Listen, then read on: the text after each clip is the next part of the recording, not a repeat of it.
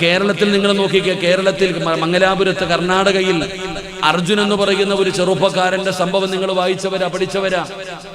അർജുൻ എന്ന് പറയുന്ന ഒരു ചെറുപ്പക്കാരൻ ഒരു വണ്ടിക്കകത്ത് ഒരിലൂടെ തടിയുമായി പോകുമ്പോ ഒന്ന് വണ്ടി നിർത്തിയതാണ്. ആ ചെറുപ്പക്കാരൻ വണ്ടിക്കകത്ത് കിടന്നുറങ്ങുന്ന സമയത്താണ് എന്റെ പ്രിയപ്പെട്ടവരെ ഒരു മല ഇടിഞ്ഞ് മുകളിലേക്ക് വീണത്. ഇന്ന് അർജുൻ എന്ന് പറയുന്ന ഒരു ചെറുപ്പക്കാരൻ, സത്യം പറഞ്ഞാൽ ഇത്രത്തോളം ആ ചെറുപ്പക്കാരൻ ജീവിച്ചിരുന്നപ്പോ ആ ചെറുപ്പക്കാരനെ കുറിച്ച് ഇന്ന് എത്രത്തോളം ചർച്ച ചെയ്യപ്പെടുന്നു എന്ന് മനസ്സിലാക്കിയാൽ, ഈ വെള്ളിയാഴ്ച ദിവസം എൻ്റെ അടുക്കൽ എത്രയോ ആൾക്കാർ പറഞ്ഞു, ഉസ്താദ് ഇന്നത്തെ ജുമാക്ക് ദുആ ചെയ്യുമ്പോൾ അർജുനന് വേണ്ടി ദുആ ചെയ്യണേ. വെള്ളിയാഴ്ചത്തെ ദുആയിൽ പോലും ആ ചെറുപ്പക്കാരന് വേണ്ടി ദുആ ചെയ്യുന്നൊരവസ്ഥയിലേക്ക് ഇന്ന് ലോകത്തിന്റെ വെറും മലയാളികൾ മാത്രമല്ല, ആ ചെറുപ്പക്കാരന് എന്ത് സംഭവിച്ചു എന്നറിയാതെ അവന്റെ കുടുംബത്തോടൊപ്പം ഇന്ന് എല്ലാവരും പ്രാർത്ഥനയില രക്ഷപ്പെടാൻ വേണ്ടി, രക്ഷപ്പെടുത്തുവാൻ അല്ലെങ്കിൽ ഒന്ന് കണ്ടുകിട്ടുവാനുള്ള ഒരു കാര്യത്തിലേക്ക് വേണ്ടി. എന്റെ പ്രിയപ്പെട്ട സഹോദരങ്ങൾ, അതാണ് ഒരു സംഭവം, എന്തെങ്കിലും ഒരു പ്രയാസമുണ്ടായി എന്നറിയുമ്പോ ആ ചെറുപ്പക്കാരന്റെ നാട്ടുകാരെ, പ്രത്യേകിച്ചും മലയാളികളായ സഹോദരങ്ങൾ, ആ അർജുൻ എന്ന് പറയുന്ന സഹോദരനെ രക്ഷപ്പെടുത്താൻ പലരും പറയുന്നു ഞങ്ങൾക്ക് വീട്ടിൽ കിടന്നിട്ട് ഉറക്കം വരുന്നില്ല. ആ മഴയും വെള്ളപ്പൊക്കവും കാറ്റുമടിക്കുന്ന ആ നാട്ടിൽ പോയിട്ട് ആ ചെറുപ്പക്കാരൻ എന്തു സംഭവിച്ചു, അവനെ കണ്ടെത്തണം, അതിനുവേണ്ടി എന്തു സഹായം ചെയ്യാനും ജനങ്ങൾ തയ്യാറാകുന്നു. അതങ്ങനെ ഒരു പ്രത്യേക ഗുണം അല്ലാഹു നമുക്ക് നൽകിയിട്ടുണ്ട്. കോഴിക്കോട് എയർപോർട്ടിൽ ഒരു ഫ്ലൈറ്റ് വന്ന് ഇടിച്ച് തകർന്ന ഒരു സംഭവം ഉണ്ടായി. നമുക്കറിയാം ആ സമയം കൊറോണയുടെ സമയമാണ്.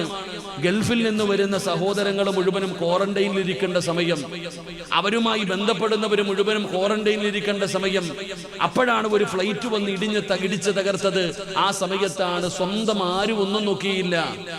അവര് ക്വാറന്റൈനിലാണോ അല്ലെങ്കിൽ അവര് ഗൾഫിൽ നിന്ന് വരുന്നവരാണോ, അങ്ങനല്ല, ഒരു മനുഷ്യന്റെ ജീവന് കൊടുക്കേണ്ട വില കൊടുക്കാൻ അവർ തയ്യാറായി ഓടിച്ചാടി ചെന്ന് രക്ഷപ്പെടുത്താനുള്ള കാര്യം. എന്റെ നാട്ടിലെ തിരുവനന്തപുരത്ത് തന്നെ കഴിഞ്ഞ 2 ആഴ്ചകൾക്ക് മുമ്പാണ് ഒരു സഹോദരൻ ഒരു ചാലിനകത്ത് അകപ്പെട്ടു പോയത്. വേസ്റ്റ് ഒഴുകുന്ന ഒരു ചാല്. സത്യം പറഞ്ഞാൽ ആ റോഡിലൂടെ നടന്നു പോകുന്നവര് പോലും ദുർഗന്ധം സഹിക്കാൻ കഴിയാതെ മൂക്കുമൊത്തും. അത്രയും ദുർഗന്ധം അടിക്കുന്ന ആ ചാലിനകത്ത് ഒരു സാധുവായ മനുഷ്യൻ അകപ്പെട്ടു പോയപ്പോൾ അദ്ദേഹത്തെ രക്ഷപ്പെടുത്താനുള്ള ഒരു വഴി, ആ ചാലിനകത്ത് ഫയർഫോഴ്സിന്റെ ഉദ്യോഗസ്ഥന്മാരൊക്കെ എന്തോ വല്ലാതെ മനസ്സുകളെ വല്ലാതെ സ്വാധീനിക്കുന്ന രീതിയിൽ ആ ചാലിനകത്ത് ആ വൃത്തികെട്ട വെള്ളത്തിന്റെ അകത്ത് മുങ്ങുകയാ ഒരു മനുഷ്യനെ എങ്ങനെയെങ്കിലും ഒന്ന് രക്ഷപ്പെടുത്താൻ. എന്റെ പ്രിയപ്പെട്ട സഹോദരങ്ങളെ, കാരുണ്യ പ്രവർത്തനങ്ങൾ നമ്മുടെ എന്തെല്ലാം സംഭവങ്ങൾ ഉണ്ടാകുമ്പോഴും മനുഷ്യനെ രക്ഷപ്പെടുത്താൻ എന്തെല്ലാം വഴികളുണ്ടോ ആ വഴികൾ സ്വീകരിക്കാൻ തയ്യാറാകുന്നു.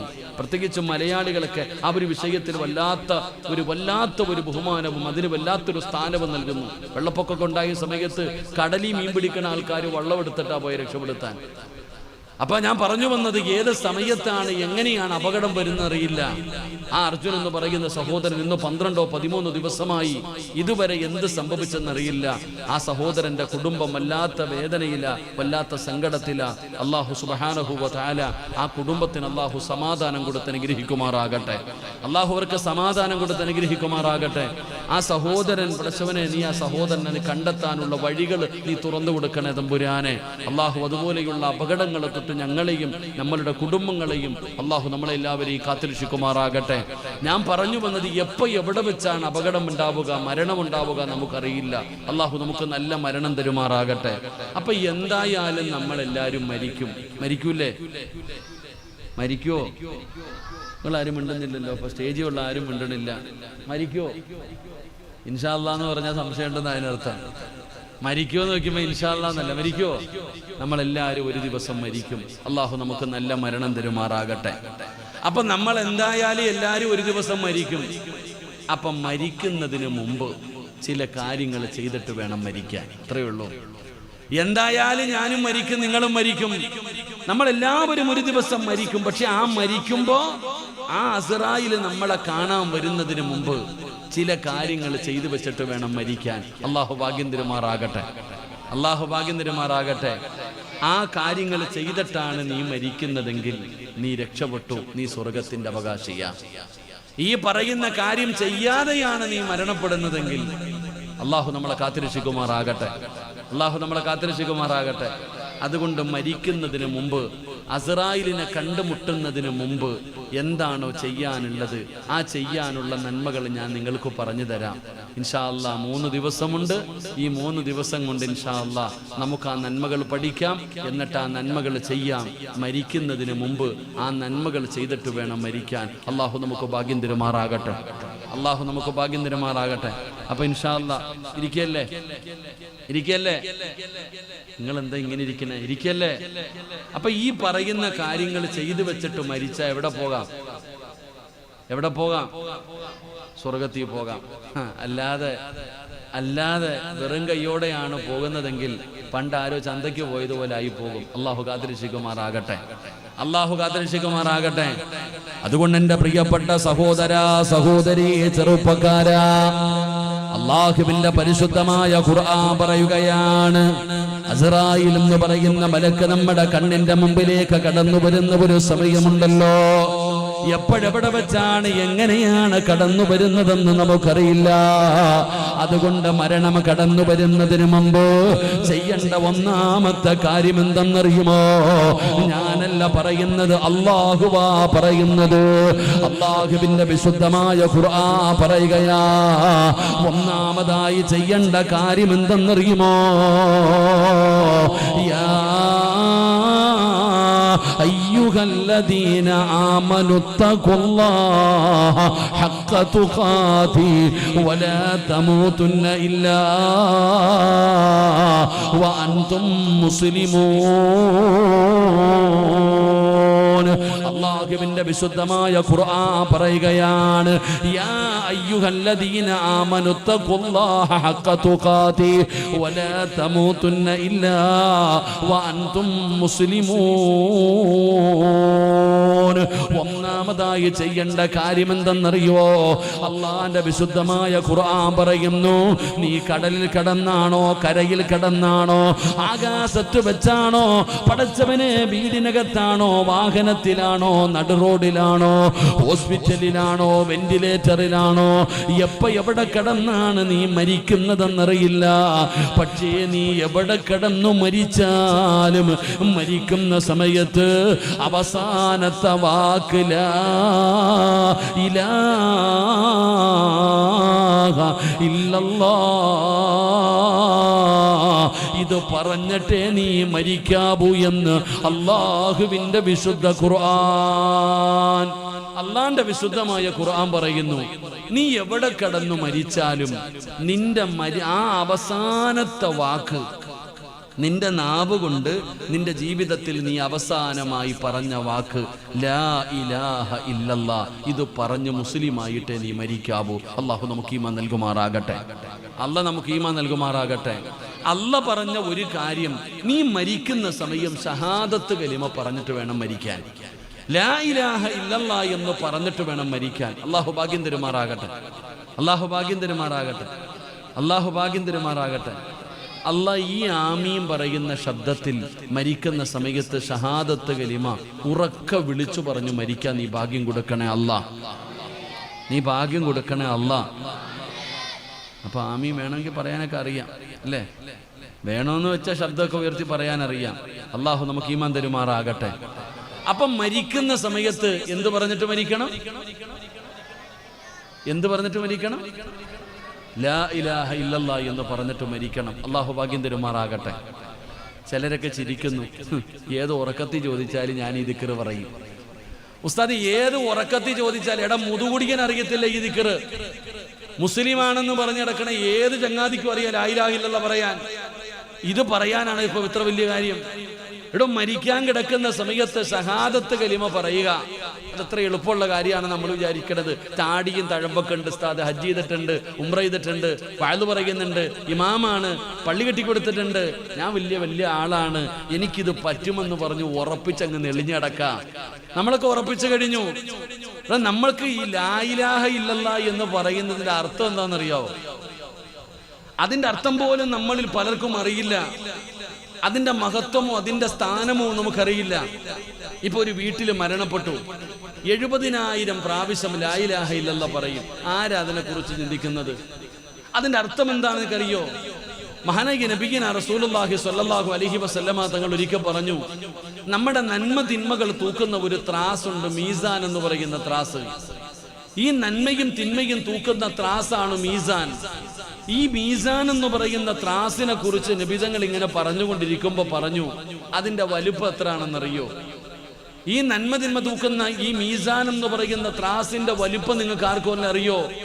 നബിതങ്ങൾ പറയുകയാ, ആ മീസാൻ എന്ന് പറയുന്ന ത്രാസിനകത്ത് ഈ കാണുന്ന ആകാശവും ഭൂമിയും വരെ വെച്ച് തൂക്കാൻ പറ്റുമെന്ന് ആദരവായ പ്രവാചകൻ നബി മുഹമ്മദ് മുസ്തഫ സല്ലല്ലാഹു അലൈഹി വസല്ലമ തങ്ങൾ പറയുന്നു, ആകാശവും ഭൂമിയും വരെ ആ ത്രാസിനകത്ത് വെച്ച് തൂക്കാൻ പറ്റും.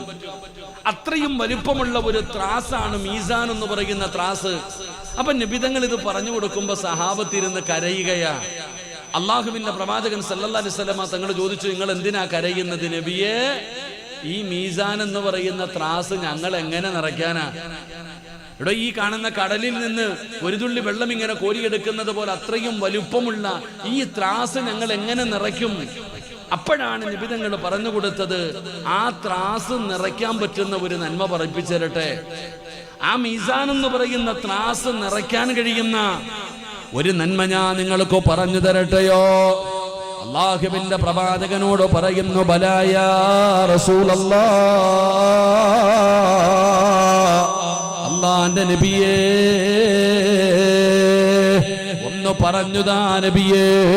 അപ്പോഴാണ് നബി തങ്ങളെ പറഞ്ഞു കൊടുത്തത്, ലാ ഇലാഹ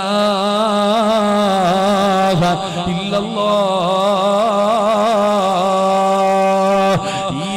മീസാൻ എന്ന് പറയുന്ന ത്രാസിനെ നിറയ്ക്കുമെന്ന് ആദരവായ പ്രവാചകൻ നബി മുഹമ്മദ് മുസ്തഫ സല്ലല്ലാഹു അലൈഹി വസല്ലമ തങ്ങൾ പഠിപ്പിക്കുമ്പോ, വാപ്പാ താടിയും തഴമ്പുമുള്ള ജുബ്ബയും തൊപ്പിയും ഇട്ടിരിക്കുന്ന എന്റെ പ്രിയപ്പെട്ട വാപ്പാ, ഫർദയും ധരിച്ച് വാഴ കേൾക്കാൻ വരുമ്പോ കയ്യിലെ തസ്ബീഹ് പിടിച്ചിട്ട് ഇപ്പോഴും ലാ ഇലാഹ ഇല്ലല്ലാഹ് എന്ന് പറഞ്ഞുകൊണ്ടിരിക്കുന്ന ഉമ്മ, അത് പറഞ്ഞു മരിക്കൽ എളുപ്പമല്ല, അത് പറഞ്ഞു മരിക്കൽ എളുപ്പമല്ല, അത് പറഞ്ഞിട്ട് മരിക്കൽ എളുപ്പമല്ല. ഉറപ്പിക്കല്ലേ വാപ്പാ, ഉറപ്പിക്കല്ലേ ചെറുപ്പക്കാരാ. മോനെ, അല്ലാഹുവിന്റെ പരിശുദ്ധമായ ഖുർആൻ എടുത്തു നോക്കൂ. മഹാനായ ഖലീലുല്ലാഹി ഇബ്രാഹിം നബി അലൈഹിസ്സലാം, അല്ലാഹുവിന്റെ പ്രവാചകനായ ഇബ്രാഹിം നബിയുടെ ചരിത്രം എടുത്ത് വായിച്ചു നോക്കൂ. ഇബ്രാഹിം നബി അലൈഹിസ്സലാം അല്ലാഹുവിനെ ആരാധിക്കുന്നതിന് വേണ്ടി ലോകത്ത് ആദ്യമായിട്ട് പരിശുദ്ധമായ കഅബാലയം പണിയുകയാണ്. ഒരു പള്ളി കെട്ടുന്നതിന്റെ പ്രതിഫലം ഞാൻ നിങ്ങൾക്ക് പറഞ്ഞു തരേണ്ട ആവശ്യമില്ല. ഒരു പള്ളി കെട്ടിയിട്ട് ആ പള്ളിയുടെ പണി കഴിഞ്ഞപ്പോ ഇബ്രാഹിം നബി അലൈഹിസ്സലാം അല്ലാഹുവിനോട് എന്താണ് ദുആ ചെയ്തതെന്നറിയുവോ? സ്വർഗ്ഗം തരണേ എന്നല്ല, അല്ലാഹുവിനോട് ഇബ്രാഹിം നബി പറയുന്നു, അല്ലാഹ് നിനക്ക് സുജൂദ് ചെയ്യാൻ ഒരു പള്ളി പണിതിരിക്കുന്നു റബ്ബേ, സ്വീകരിക്കണേ അല്ലാഹ്, സ്വീകരിക്കണേ അല്ലാഹ്. ഇബ്രാഹിം നബി രണ്ടാമത് പടച്ചവനോട് പറയുകയാ, അല്ലാഹുവേ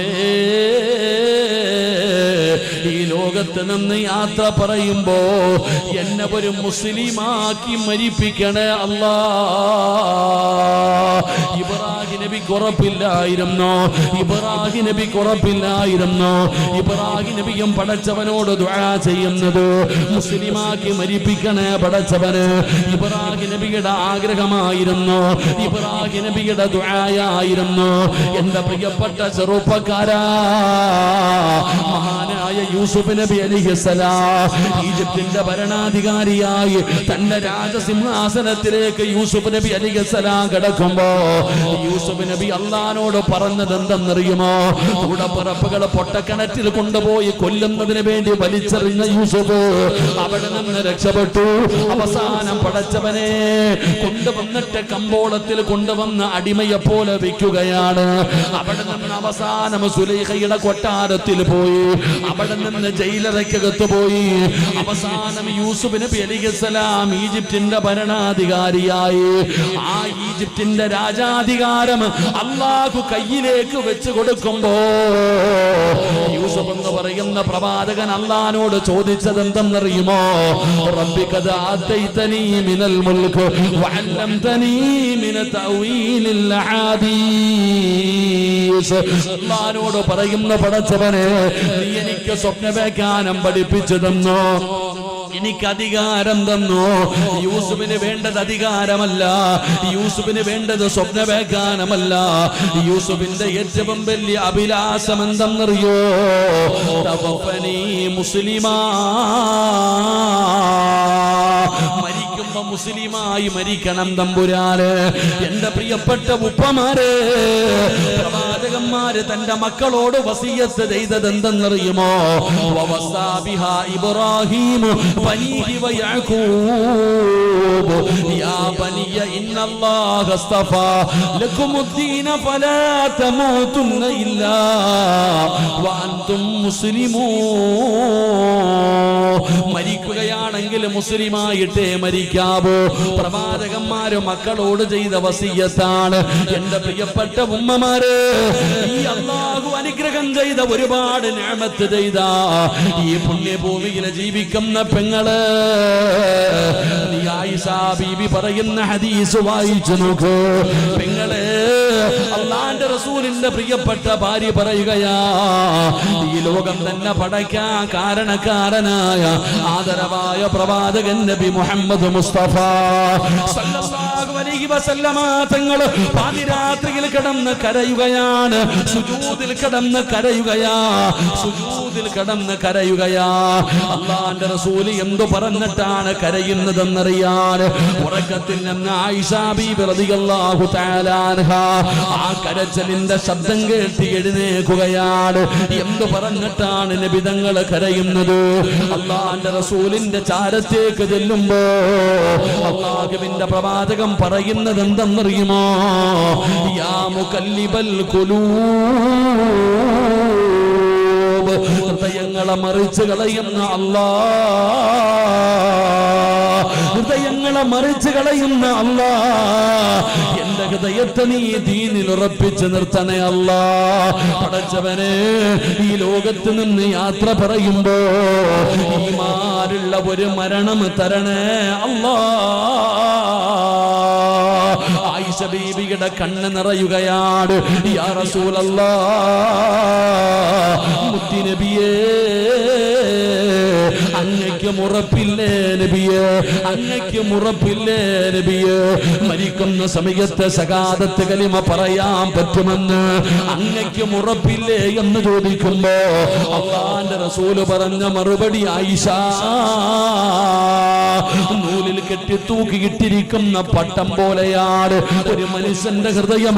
എപ്പോ വേണമെങ്കിലും തിരിഞ്ഞു പോകാം ആയിഷ, അത് പടച്ച റബ്ബിന്റെ കയ്യിലാണ്. എപ്പോ വേണമെങ്കിലും അല്ലാഹു തിരിച്ചു കളയുമല്ലോ എന്ന് നബി തങ്ങൾ അവിടുന്ന് കരഞ്ഞുകൊണ്ട് പറയുമ്പോ, വാപ്പാ, ജീവിച്ചിരുന്ന കാലം മുഴുവനും മുസ്ലിമായി ജീവിച്ചിട്ട് ആത്മഹത്യ ചെയ്ത ആൾക്കാരുടെ ചരിത്രം നിനക്കറിയുമല്ലോ, ഈമാനില്ലാതെ മരിച്ചുപോയവരുടെ കഥയറിയുമല്ലോ. അതുകൊണ്ട് എപ്പോഴെപ്പോഴാണ് തിരിഞ്ഞു പോകുന്നതെന്നറിയില്ല, എന്ത് വേണമെങ്കിലും സംഭവിച്ചു പോകുമല്ലോ. അല്ലാഹുവേ, നൂഹ് നബി അലൈഹിസ്സലാമിന്റെ ഭാര്യയുടെ ചരിത്രം അറിയാമല്ലോ, നൂഹ് നബിയുടെ മകന്റെ ചരിത്രം അറിയാമല്ലോ, ലൂത്ത് നബിയുടെ ഭാര്യയുടെയും ചരിത്രം അറിയാമല്ലോ. അതുകൊണ്ട് സഹോദരാ, എപ്പോഴെവിടെ വെച്ചാണ് മരിക്കുന്നതെന്നറിയില്ല. എന്നാൽ എവിടെ വെച്ചു മരിച്ചാൽ നീ മുസ്ലിമായിട്ടേ മരിക്കാവൂ എന്ന് അല്ലാഹുവിന്റെ വിശുദ്ധ ഖുർആൻ. എപ്പോഴാണ് മനുഷ്യന്റെ ആത്മഹത്യ ചെയ്യുന്നത്? എല്ലാരും തീരുമാനിച്ചു വെച്ചിട്ടല്ല, എല്ലാരും തീരുമാനിച്ചു വെച്ചിട്ടല്ല ആത്മഹത്യ. ഇന്നലെ ഞാൻ ജോലി ചെയ്യുന്ന സ്ഥലം ചങ്ങനാശ്ശേരി തിരുവല്ലയിൽ, ഞാൻ ജോലി ചെയ്യുന്ന സ്ഥലത്ത് എന്റെ പ്രിയപ്പെട്ടവരെ, ഒരു പ്രായം ചെന്ന ഒരച്ഛനും അമ്മയും ഒരു പ്രായം ചെന്ന അച്ഛനും അമ്മയും കാറിനകത്ത് രണ്ടുപേരും കാറിനകത്ത് ബെൽറ്റ് ഇട്ടിട്ടിരുന്നിട്ട് അവര് ആത്മഹത്യ ചെയ്തു. രണ്ട് ശരീരവും കത്തിക്കരിഞ്ഞു പോയിടോ. പെട്രോൾ എങ്ങാണ്ട് ഒഴിച്ചിട്ട് രണ്ടുപേരും ആത്മഹത്യ ചെയ്തു. ഒരു നിമിഷം സഹോദര, നമ്മൾ ചോദിക്കും പടച്ചവൻ അയാൾ എന്തിനാ അത് ചെയ്ത് അറിയില്ല. ഒരൊറ്റ നിമിഷം എപ്പോഴാണ് മനുഷ്യന്റെ ഹൃദയം? അത് അള്ളാന്റെ കയ്യിലാ. ഈ തൂക്കിയിട്ടിരിക്കുന്ന പട്ടത്തിൽ കാറ്റടിക്കുമ്പോ അങ്ങോട്ടും ഇങ്ങോട്ടും ഇങ്ങനെ ആടുന്നത് പോലെ എപ്പോ വേണമെങ്കിലും നമ്മുടെ ഹൃദയം തിരിഞ്ഞു പോകും. അള്ളാഹു നമ്മളെ കാക്കുമാറാകട്ടെ. ഉറക്കപ്പറ നമ്മളെ കാക്കുമാറാകട്ടെ. എടോ, ജമാഅത്തിന്റെ ഹജ്ജിന് പോയ ആൾ ആത്മഹത്യ ചെയ്തില്ലേ? അള്ളാന്റെ പരിശുദ്ധമായ കഅബാലയത്തിൽ ചെന്ന് ഹജ്ജ് ചെയ്തിട്ട് വന്ന ഉമ്മയാണ് ഒരു കയറിൽ തൂങ്ങി ആത്മഹത്യ ചെയ്തത്. അള്ളാഹു കാക്കുമാറാകട്ടെ. പള്ളിയിലെ ജമാഅത്തിന്റെ പ്രസിഡന്റ് ആത്മഹത്യ ചെയ്തില്ലേ? അള്ളാഹുവിന്റെ പള്ളിയിലെ പ്രസിഡന്റ് എന്തിനാ? എത്രയോ ഹാഫിളീങ്ങൾ. ഇങ്ങനെ ചരിത്രം നോക്ക്. എടോ, അതാ പറഞ്ഞത്, എപ്പോഴാ അത് അള്ളാഹുവിന് മാത്രമേ അറിയത്തുള്ളൂ. അള്ളാഹു നമുക്ക് നല്ല മരണം തരുമാറാകട്ടെ. അള്ളാഹ് നല്ല മരണം തരുമാറാകട്ടെ. ഈ പറഞ്ഞ നൃത്തം താടിയും തഴമ്പോ ഉസ്താദ് ബക്കറ്റ് പിരിവിന്റെ കാര്യം തുടങ്ങി. ഇന്ന് വേറെ പിരിവൊന്നും ഇല്ലപ്പാ, ഉള്ളതൊക്കെ ഇൻഷാല്ലാ അവസാനം മതി. അള്ളാഹു ബർക്കത്ത് ചെയ്യുമാറാകട്ടെ. അള്ളാഹു ബർക്കത്ത് ചെയ്യുമാറാകട്ടെ. അപ്പൊ ഞാൻ പറഞ്ഞു വന്നത്, പ്രവാചകന്മാർക്ക് പോലും ഉറപ്പില്ലാത്ത കാര്യമായിരുന്നു ഈമാനുള്ള മരണം. അള്ളാഹു നമുക്ക് നല്ല മരണം തരുമാറാകട്ടെ. ഇത് പറയുമ്പോൾ നിങ്ങൾ ചോദിക്കുക, എൻ്റെ പൊന്നാര സിറാജ്, ഉള്ള സമാധാനം കൂടെ നീ കളഞ്ഞല്ലോ. എടാ, മനുഷ്യ എങ്ങനെയെങ്കിലും പ്രവാചക ഇബ്രാഹിം നബിയുടെ കഥ, യൂസുഫ് നബിയുടെ കഥ, നബിതങ്ങളുടെ കഥ ഇങ്ങനെയാണെങ്കിൽ ഇനിയിപ്പോ നമ്മുടെ അവസ്ഥ എന്താ? നിങ്ങൾ ബേജാറൊന്നും ആവണ്ട. അള്ളാഹു നമുക്ക് നല്ല മരണം തരുമാറാകട്ടെ. ആർക്കാണ് നല്ല മരണം വേണ്ടത്? കൈപൊക്കിക്ക്.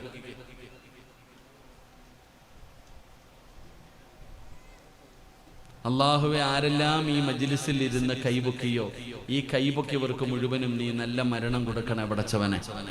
ഷഹീദിന്റെ കൂലി കിട്ടുന്ന മരണം കൊടുക്കണേ അല്ലാഹ്. അള്ളാഹുവെ, ഷഹാദത്ത് കലിമ ഉറക്ക വിളിച്ചു പറഞ്ഞിട്ട് സ്വർഗത്തിന്റെ ചിത്രം കണ്ട് വെള്ളിയാഴ്ച ദിവസം മരിക്കാനുള്ള ഭാഗ്യം കൊടുക്കണേ പടച്ചവനെ. ആ കൈ പൊക്കാത്തവനെ നീ നന്നാക്കണേ അല്ലാഹ്. അതുകൂടെ പറ. ആ കൈ പൊക്കാത്തവനില്ലേ? ചിലരങ്ങനെ മതകളെ ആന വന്നാലും നെഞ്ചു വിരിച്ച് നിൽക്കും. ഒന്നുകൂടെ കൈ പൊക്കിക്കേ. കണ്ട ഇപ്പൊ പൊങ്ങിയണ്ട. എന്നാ ചിലരങ്ങനെ, പാപ്പ പറഞ്ഞു മോനെ അതിങ്ങ് എടുത്തിട്ട് വാടാ. ഞാൻ പോത്തില്ല. പാപ്പയുടെ ശബ്ദം, എടാ പോയി എടുത്തിട്ട് വാടാ. ഞാൻ പോത്തില്ല. തലയ്ക്ക് ഒന്ന് കൊടുത്തിട്ട് പറഞ്ഞു പോയി എടുത്തിട്ട് വാടാ. പോയി എടുത്തിട്ട് വരും. ചിലര് ഒന്ന് കൊണ്ടാലേ നേരെയാകത്തുള്ളൂ. അള്ളാഹു നമ്മളെ നന്നാക്കി തരുമാറാകട്ടെ. അപ്പൊ നിങ്ങൾക്ക് ആർക്കെങ്കിലും നല്ല മരണം വേണോ? വേണോ? പൈസയുടെ ചെലവ് വല്ലതും ഉണ്ടോ? ഇല്ല. എടാ, 5 നയാ പൈസ നീ എന്തിനാ പേടിക്കണം? എന്തിനാ? നല്ല മരണം വേണോ? 5 നയാ. ഞാൻ ഇന്ന് ഉസ്താദിന്റെ കൂടെ ഖബർ സിയാറത്തിന് കേട്ടു. നോമ്പുകാരനായിട്ട് ചിരിക്കുന്ന മുഖത്തോടെ ഇന്നും ആ മുഖം നിങ്ങൾ മറക്കുന്നില്ല, എനിക്കറിയാം. അത് വെറുതെ കിട്ടിയതൊന്നുമല്ല. അള്ളാഹുവിന്റെ പള്ളിയിൽ, ആ മക്കാമിലുള്ള ആ പള്ളിയല്ലേ ഖിദ്മത്ത് ചെയ്ത മനുഷ്യൻ അള്ളാഹു ഖബറിടം വിശാലമാക്കി കൊടുക്കുമാറാകട്ടെ. അള്ളാഹു അദ്ദേഹത്തിന്റെ ഖബറിടം അള്ളാഹു സ്വർഗ പൂങ്കാവനമാക്കി കൊടുക്കുമാറാകട്ടെ. നീ എന്നും പറഞ്ഞ് നടക്കണ്ടാട്ടാ. വാപ്പായ്ക്ക് നല്ല മരണം കിട്ടുമെന്ന് പറഞ്ഞിട്ട് ഓൻ ചിരിച്ചോണ്ട് നടക്കുക. വാപ്പായ്ക്ക് നല്ല മരണം കിട്ടിയെങ്കിൽ വാപ്പ രക്ഷപ്പെട്ടു. നിനക്ക് വേണമെങ്കിൽ നീ വല്ലതും ചെയ്യണം. അള്ളാഹു ഓനും നല്ല മരണം കൊടുക്കുമാറാകട്ടെ. ഞാൻ അവന്റെ നെറ്റിയിൽ ഒരടയാളം കണ്ടു, ഒരു വെളുത്തും നിറം. ഞാൻ ചോദിച്ചു എന്തു പറ്റിയിട്ടാ? അത് കടലിലെ വെള്ളത്തിനെ കുറ്റം പറയുന്ന കേട്ടവൻ. പാവ, അൽഹംദുലില്ലാഹ്. എന്നാൽ ഒരുപാട് കാലത്ത് ബന്ധമാണ്. സാധാരണ സംഘാടകർ വഴുത് കഴിഞ്ഞു പോയാ വരുന്നത് വരെ 100 വട്ടം വിളിക്കും, എവിടായി എവിടായി എവിടായി എവിടായി.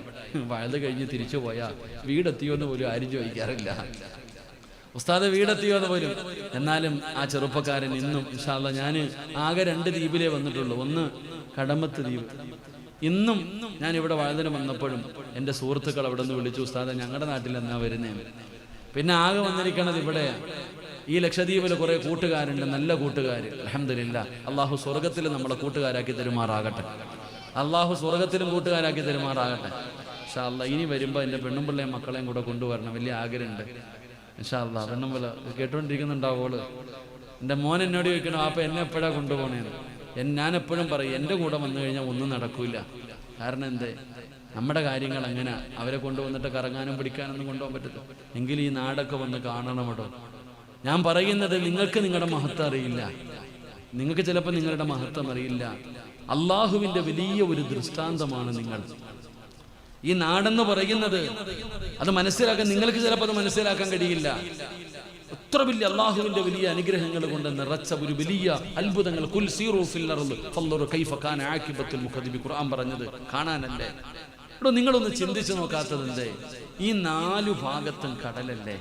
ആ കടലിൻ്റെ അടിയിൽ ആ കടലിന്റെ നടുക്ക് ഒരല്പം പോലും വെള്ളം കയറാതെ നിങ്ങൾ എങ്ങനെ കിടക്കുന്ന സഹോദര ഈ നാട്ടില്? അത് തന്നെ ഏറ്റവും വലിയൊരു ദൃഷ്ടാന്തമല്ലേ? ഇനി എന്തെല്ലാം സുനാമി ഉണ്ടായപ്പോ വെള്ളം കയറിയപ്പോ അന്നേരം നോക്കിയേ, ഇവിടെ തെങ്ങളോളം വലുപ്പമുള്ള വെള്ളം കയറിയപ്പോ പോയി എന്തെല്ലാം സംഭവിച്ചാലും അള്ളാഹു ചെയ്ത ഒരു നിഅമത്ത് നിങ്ങൾ ചിന്തിക്ക്. എന്ത് മനോഹരമായ രീതിയിൽ അള്ളാഹുവെ ആദ്യമായിട്ടൊക്കെ വരുന്നു. എൻ്റെ കൂടെ നിഷാദ് വന്നിട്ട് ഇതെന്താ ഉസ്താദേ വെള്ളത്തിന്റെ കളർ ഇങ്ങനെ? ഇവിടെ സ്വർഗം എന്നൊക്കെ പറഞ്ഞ ഇതല്ലേ ചങ്ങാതി? അള്ളാന്റെ സ്വർഗം എന്ന് പറഞ്ഞാൽ നിങ്ങൾ ആലോചിക്കേ എന്ത് മനോഹരമായ രീതിയിൽ. ഹലാൽ മാത്രമല്ലേ ഉള്ളൂ, ഹറാമൊന്നും ഇല്ലല്ലോ ഇവിടെ. അൽഹംദുലില്ലാഹ്. അള്ളാഹു നിങ്ങളുടെ ഇസ്സത്ത് അള്ളാഹു നിലനിർത്തി തരുമാറാകട്ടെ. അള്ളാഹു ഇസ്സത്ത് നിലനിർത്തി തരുമാറാകട്ടെ. പിന്നെ ചെറിയ കാറ്റും മഴ ഇടിയൊക്കെ നടക്കും, അതൊന്നും കാര്യമാക്കണ്ട. നിങ്ങളൊക്കെ തീയിൽ കുരുത്തവരല്ലേ. എടാ ഞങ്ങളുടെ നാട്ടുകാരനായ ഒരാൾ ഇവിടെ വന്ന് കിടക്കാൻ പറഞ്ഞാൽ കിടക്കോ? ഒരു പേടിയാ? നിങ്ങൾക്ക് ആ പേടിയൊന്നും ഇല്ലല്ലോ. അൽഹംദുലില്ലാഹ്. അള്ളാഹു നിങ്ങളുടെ ഇസ്സത്ത് അള്ളാഹു നിലനിർത്തി തരുമാറാകട്ടെ. അള്ളാഹു നിങ്ങളുടെ ആ ഈമാൻ അള്ളാഹു നിലനിർത്തി തരുമാറാകട്ടെ. അള്ളാഹു ഈ നാടിന് അള്ളാഹു ചെയ്ത സഹായങ്ങൾ ആ അനുഗ്രഹങ്ങൾ അള്ളാഹു നിലനിർത്തി തരുമാറാകട്ടെ. അപ്പം ഞാൻ പറഞ്ഞു വന്നത്, എൻ്റെ പ്രിയപ്പെട്ട സഹോദരങ്ങളെ, നല്ല മരണം വേണോ? 5 നയാ പൈസയുടെ ചെലവില്ല. നിങ്ങൾ വിചാരിക്കും ഇയാൾ പിരിക്കാൻ പോവാന്ന്. അല്ല, ഞാൻ പിരിക്കാൻ തുടങ്ങുമൊന്നുമല്ല. നിങ്ങൾക്ക് നല്ല മരണം വേണോ? 5 നയാ പൈസയുടെ ചെലവില്ല, കഷ്ടപ്പാടില്ല, ഉറക്കമൊഴിയണ്ട, ഒന്നും വേണ്ട. അള്ളാഹു പറയുന്നു, ഞാൻ തരാം നിങ്ങൾക്ക് നല്ല മരണം. അള്ളാഹു നൽകുമാറാകട്ടെ. അള്ളാഹ് നൽകുമാറാകട്ടെ. അള്ളാഹു നമുക്ക് നല്ല മരണം തരുമാറാകട്ടെ. നല്ല മരണം വേണോ? പൈസ കൊടുക്കാതെ കിട്ടുന്നതല്ലേ വേണോ? വേണം. കഷ്ടപ്പാട് വല്ലതും ഉണ്ടോ? രാത്രി ഉറക്കമൊഴിയണോ? ഒന്നും വേണ്ട. നിനക്ക് അലി ഉസ്താദിന് കിട്ടിയതിനേക്കാളും മനോഹരമായ മരണം നിനക്ക് വേണോ? അള്ളാഹ് പറഞ്ഞു ഞാൻ തരാം. അതൊന്നും അല്ല ചങ്ങാതി മരണം. നമ്മൾ കാണുന്നൊന്നുമല്ല മരണം. യഥാർത്ഥത്തിൽ നല്ല മരണം എന്താണെന്ന് ഞാൻ നിങ്ങൾക്ക് പഠിപ്പിച്ചു തരാം. അള്ളാഹു പഠിക്കാൻ ഭാഗ്യം തരുമാറാകട്ടെ. അള്ളാഹ് പറയുന്നു, നിങ്ങൾക്ക് ആർക്കെങ്കിലും നല്ല മരണം വേണോ? ഞാൻ തരാം. പക്ഷെ ഓസിന് കിട്ടുവോ? ഓസിന് കിട്ടുവോ? ഒറ്റ ഒരു കാര്യം ചെയ്താൽ മതി. ഒരേ ഒരു കാര്യം നിങ്ങൾ ആരെങ്കിലും ചെയ്താൽ നിങ്ങൾക്ക് അള്ളാഹു നല്ല മരണം തരും. അള്ളാഹു നമുക്ക് നൽകുമാറാകട്ടെ. അള്ളാഹു നൽകുമാറാകട്ടെ. എത്ര കാര്യം ചെയ്യണം? എത്ര കാര്യം ചെയ്യണം? നിങ്ങൾക്ക് മലയാളം മനസ്സിലാവുന്നില്ലെന്നാണ് എനിക്ക് തോന്നണേ. എത്ര കാര്യം ചെയ്യണം? ഒരേ ഒരു കാര്യം ചെയ്താൽ മതി. പള്ളി കെട്ടി കൊടുക്കണോ? പള്ളി കെട്ടി കൊടുക്കണോ? വേണ്ട, വിളിക്കണ്ട. ഒരേ ഒരു കാര്യം മാത്രം നിങ്ങൾ ചെയ്യുകയാണെങ്കിൽ അള്ളാഹു നിങ്ങൾക്ക് നല്ല മരണം തരും. അള്ളാഹു നല്ല മരണം തരുമാറാകട്ടെ. അപ്പൊ അള്ളാഹു പറയുകയാ, ഒരേ ഒരു കാര്യം ഇൻഷാ അല്ലാഹ് ചെയ്തൂടെ? ചെയ്യോ? ചെയ്യോ? ഇയാളിനി വല്ല കഷ്ടപ്പാടുള്ള കാര്യം പറഞ്ഞാൽ എന്ത് ചെയ്യാനല്ലേ? എന്താണ് ആദ്യം കേക്ക്? എന്താണ് ചെയ്യേണ്ടത് എന്ന് കേക്ക്. അള്ളാഹു പറയുകയാണ്, അള്ളാഹുവിന്റെ പരിശുദ്ധമായ ഖുർആനിൽ അള്ളാഹു പറയുകയാ, വഅ്മുർ അഹ്ലക ബിസ്സലാത്തി വസ്തബിർ അലൈഹാ ലാ നസ്അലുക റിസ്ഖാ നഹ്നു നർസുഖുക വൽ ആഖിബത്തു ലിത്തഖ്വാ. അള്ളാഹുവിന്റെ വിശുദ്ധമായ ഖുർആൻ പറയുകയാണ്, ഞാൻ പറയുന്ന ഒരേ ഒരു കാര്യം നിങ്ങൾ ആരെങ്കിലും ചെയ്യുകയാണെങ്കിൽ നിങ്ങൾക്ക് ഞാൻ 2 പ്രതിഫലം തരും. ഒരു നന്മ ചെയ്ത 2 പ്രതിഫലം തരും. അള്ളാഹുവിന്റെ വിശുദ്ധമായ ഖുർആൻ പറയുന്നു, 5 നേരം അള്ളാഹുവിന്റെ പള്ളിയിൽ നിന്ന് ബാങ്ക് വിളിക്കുമ്പോ നീയും നിന്റെ ഭാര്യയും നിന്റെ മക്കളും നിസ്കരിച്ചാ മതി. അള്ളാഹു ഈമാൻ തരുമാറാകട്ടെ. അള്ളാഹു ഈമാൻ തരുമാറാകട്ടെ. ഉറക്കെ പറഞ്ഞ ഈമാൻ തരുമാറാകട്ടെ. എന്ത് ചെയ്താ മതി? അള്ളാഹു പറയുന്ന നിസ്കരിക്കുന്നവർക്ക് 2 പ്രതിഫലം. 5 നേരം അള്ളാഹുവിന്റെ പള്ളിയിൽ നിന്ന് ബാങ്ക് വിളിക്കുമ്പോ നിസ്കരിക്കുന്ന ഒരു മനുഷ്യൻ അള്ളാഹു 2 പ്രതിഫലം തരും.